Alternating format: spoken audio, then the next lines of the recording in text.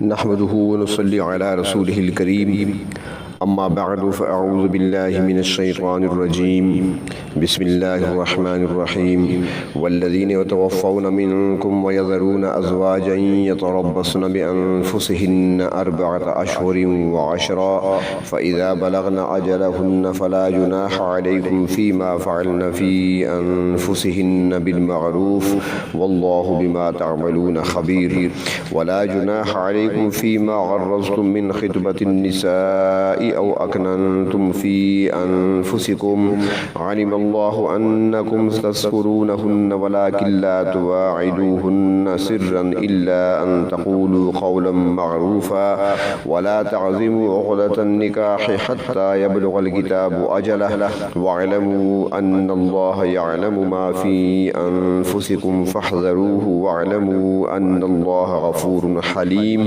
صدق الله مولانا العظيم مولاي صل وسلم دائما ابدا على حبیبک خیر الخلق کلہم۔ درس نمبر 150 ہے اور سورۃ البقرہ کی آیت نمبر 234 235۔ ان آیات میں بیوہ عورت کی عدت اور دوسرے نکاح کا بیان ہے۔ اسلام چونکہ افراط و تفریط سے پاک اور دین فطرت ہے، اس لیے اسلام نے ایسے احکامات جاری کیے ہیں کہ نہ تو انسان کا نسب خراب ہو، نہ اخلاق میں بگاڑ پیدا ہو اور نہ ہی کوئی چیز حیا کے خلاف ہو۔ ان میں سے ایک حکم بیوہ عورت کی عدت کا ہے۔ زمانہ جاہلیت میں بیوہ عورت سال بھر سوگ مناتی تھی، اسے منحوس سمجھ کر ایک تنگ و تاریک کوٹھڑی میں ڈال دیا جاتا تھا۔ قوم یہود کے ہاں سرے سے عدت کا کوئی تصور نہیں تھا، وہ بیوہ ہونے یا طلاق مل جانے کی صورت میں دوسرا نکاح فوراً کر سکتی تھی۔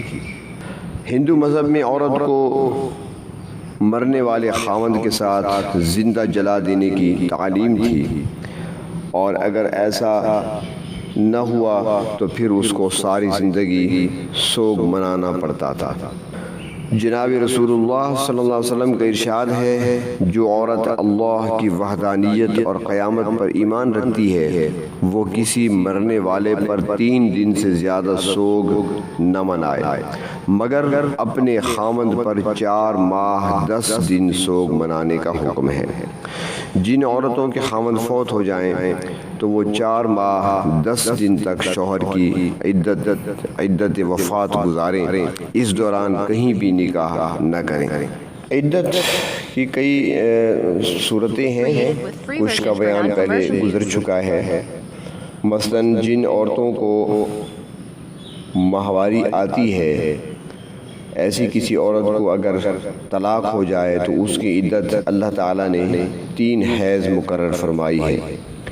اور ایسی عورتیں جن کو حیض نہیں آتا، ابھی چھوٹی عمر ہے یا بڑی عمر ہونے کی وجہ سے خون آنا بند ہو گیا ہے، تو ایسی عورتوں کی عدت 3 مہینے ہے۔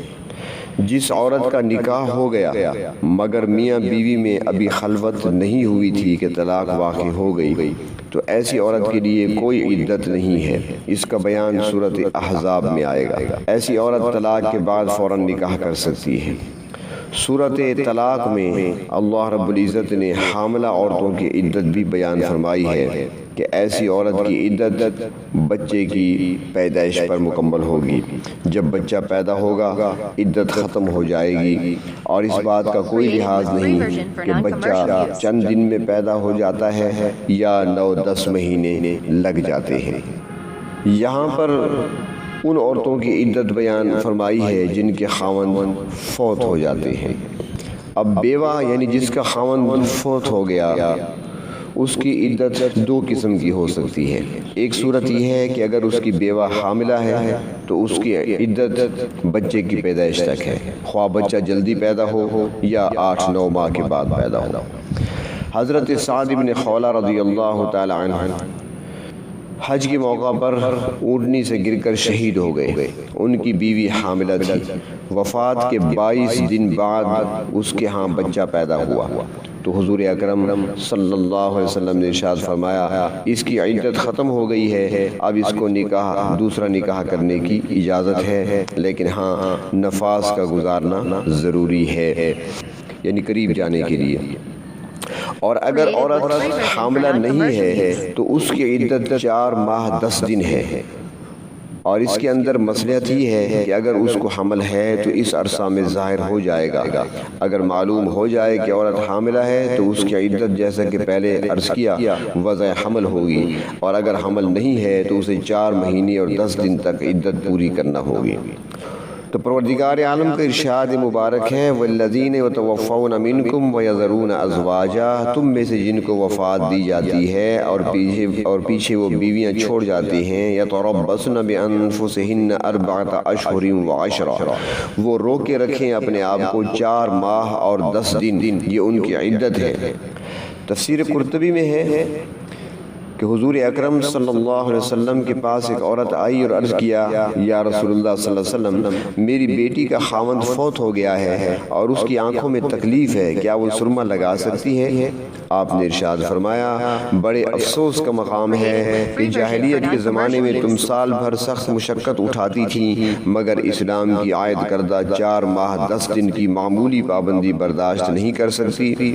مقصد یہ کہ عورت عدت کے دوران سرما نہیں لگا سکتی، رنگین کپڑے نہیں پہن سکتی، خوشبو نہیں لگا سکتی، زیور نہیں پہن سکتی، زینت کا سامان استعمال نہیں کر سکتی، البتہ صاف لباس پہن سکتی ہے، غسل کر سکتی ہے، نماز پڑھ سکتی ہے، دوسرے لوگوں کے ساتھ ایک مکان میں رہ کر وہ اکٹھا کھا پی سکتی ہے، یہ جائز ہے۔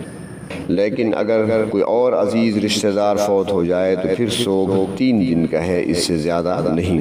ام المومنین حضرت زینب رضی اللہ تعالی عنہا اور حضرت ام حبیبہ رضی اللہ تعالی عنہا کے واقعات ملتے ہیں کہ ایک کے والد فوت ہو گئے اور دوسری کے بھائی، انہوں نے 3 دن گزرنے کے بعد خوشبو لگائی اور جو کچھ بچ گئی اسے سر پہ لگا دیا اور کچھ اپنے ہاتھوں پر مل لی، اور عورتوں کے مجمع میں فرمایا مجھے خوشبو کی ضرورت نہ تھی، حاجت نہیں تھی، مگر میں تمہیں مسئلہ سمجھانا چاہتی تھی کہ جناب نبی کریم صلی اللہ علیہ وسلم نے ارشاد فرمایا کہ کسی عورت کے لیے جائز نہیں ہے کہ وہ 3 دن سے زیادہ سوگ منائے سوائے خاوند کے فوت ہونے پر، جبکہ اس پر سوگ 4 مہینے اور 10 دن ہے۔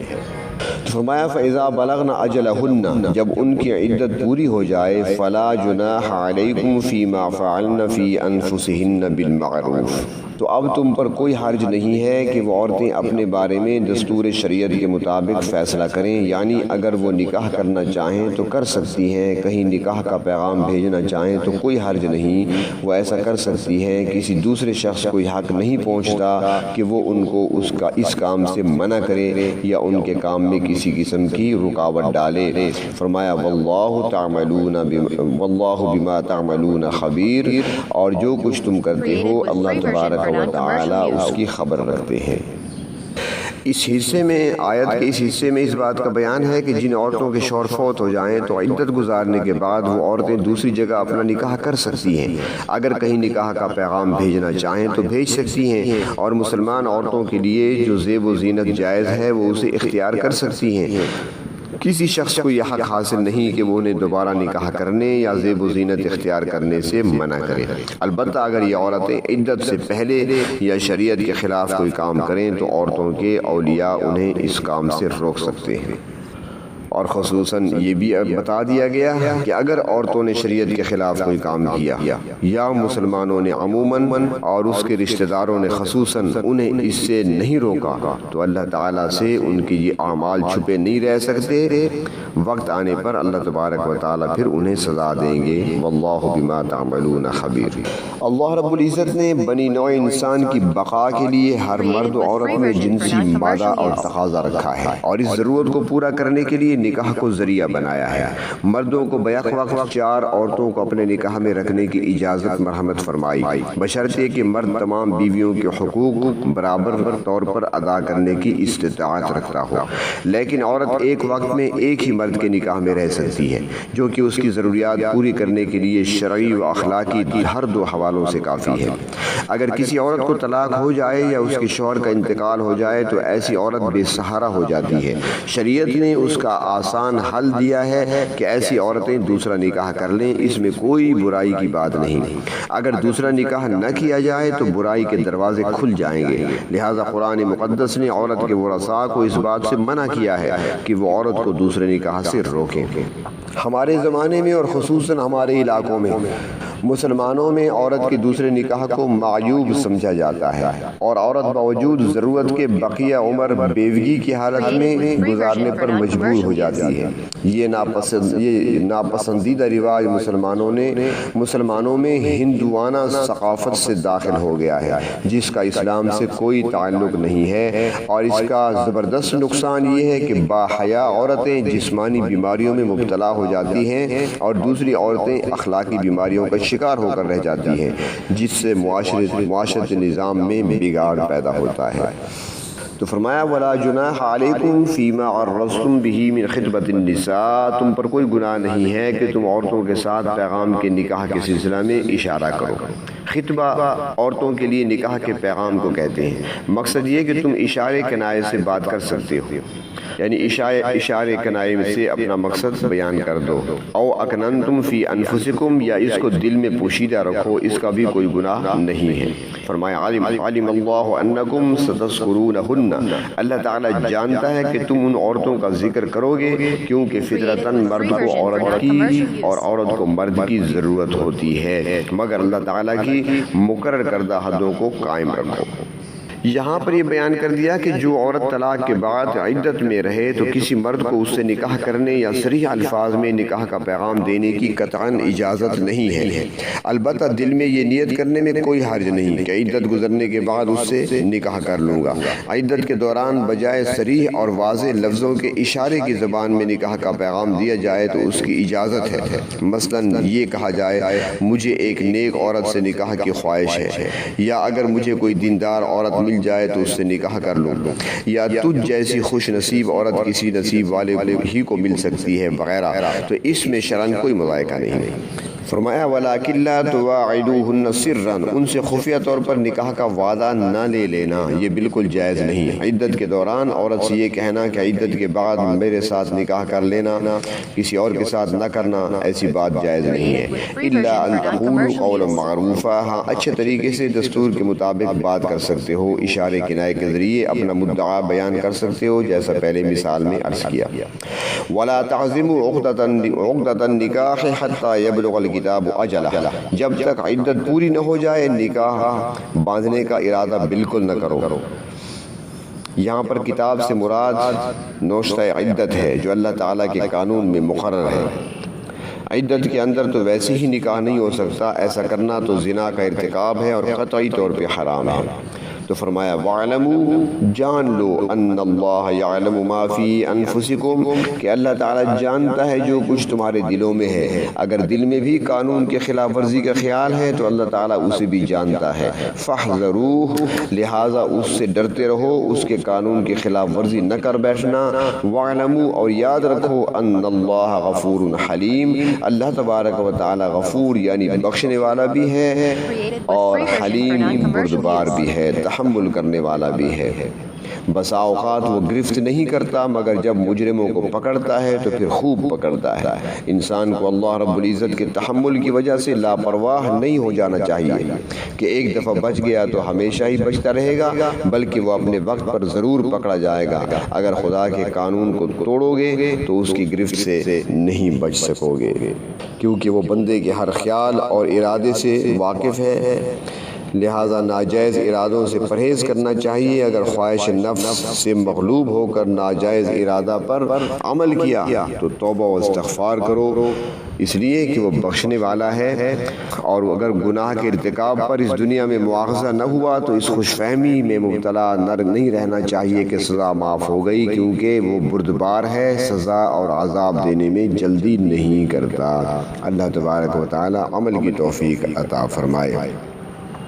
یہ آخر میں ایک مسئلہ دوبارہ عرض کر دیتا ہوں کہ جس عورت کا شوہر فوت ہو جائے تو دوران عدت اس کے لیے نکاح کرنا جائز نہیں۔ اسی طرح جب تک عدت نہ گزر جائے بناؤ سنگھار کرنا، تیل لگانا، خوشبو لگانا، زیور پہننا، سرما لگانا، رنگدار لباس پہننا، مہندی لگانا، یہ امور جائز نہیں ہے۔ وآخر دعوانا ان الحمد للہ رب العالمین۔